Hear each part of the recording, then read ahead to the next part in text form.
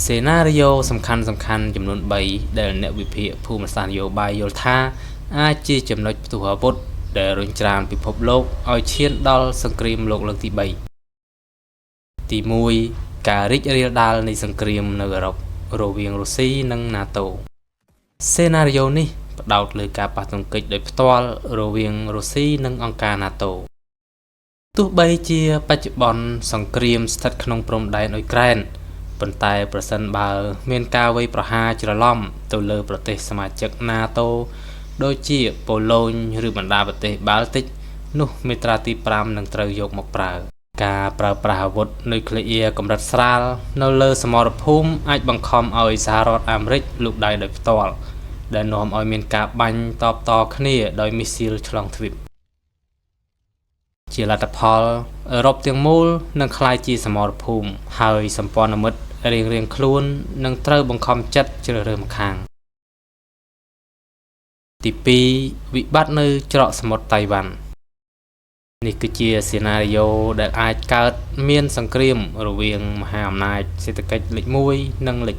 2ប្រសិនបើចិនសម្រេចចិត្តប្រើកម្លាំងបាយដើម្បីបង្រួបបង្រួមតៃវ៉ាន់ពេលនោះសហរដ្ឋអាមេរិកនឹងសម្រេចចិត្តបញ្ជូនកងទ័ពជើងទឹកទៅការពារកោះនេះតាមការសន្យា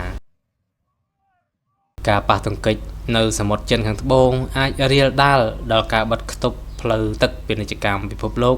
ប្រទេសជប៉ុននិងអូស្ត្រាលីទំនងជានឹងចូលរួមជាមួយអាមេរិកខណៈកូរ៉េខាងជើងអាចឆ្លៀតឱកាសវាយប្រហារកូរ៉េខាងត្បូងជាលទ្ធផលសេដ្ឋកិច្ចពិភពលោកនឹងដួលរលំភ្លាមហើយសង្គ្រាមបច្ចេកវិទ្យាកម្រិតខ្ពស់នឹងត្រូវប្រើប្រាស់យ៉ាងពេញទំហឹងទី3អគ្គិភ័យនៅមជ្ឈិមបូព៌ាវាជាចំនួនដែលកើតចេញពីសាសនានិងភូមិសាស្ត្រនយោបាយនៅក្នុងតំបន់ដែលសម្បូរព្រៃបំផុតការវាយប្រហារដោយផ្ទាល់រវាងអ៊ីស្រាអែលនិងអ៊ីរ៉ង់ដោយសារការបារម្ភលើកម្មវិធីនុយក្លេអ៊ែររបស់អ៊ីរ៉ង់ប្រសិនបើអ៊ីរ៉ង់បិទច្រកសមុទ្រហូម៉ូសដែលជាដង្ហើមសេដ្ឋកិច្ចប្រេងនោះលោកខាងលិចនឹងត្រូវតែអន្តរាគមន៍ក្នុងពេលជាមួយគ្នារុស្ស៊ីនិងចិនអាចនឹងគាំទ្រអ៊ីរ៉ង់ដើម្បីទប់ទល់នឹងឥទ្ធិពលអាមេរិកជាលទ្ធផលតម្លៃប្រេងនឹងហក់ឡើងដល់កម្រិតមិនធ្លាប់មានបង្កជាវិបត្តិសេដ្ឋកិច្ចពិភពលោកនិងអស្ថិរភាពនយោបាយគ្រប់ទិសទីសង្គ្រាមលោកលើកទី3ក្នុងសម័យទំនើបអាចមិនមែនមានតែការបាញ់គ្នាដោយកាំភ្លើងនោះទេប៉ុន្តែវារួមបញ្ចូលទាំងសង្គ្រាម Cyber សង្គ្រាមសេដ្ឋកិច្ចនិងសង្គ្រាមព័ត៌មានវិទ្យាដែលអាចបំផ្លាញរចនាសម្ព័ន្ធប្រទេសមួយ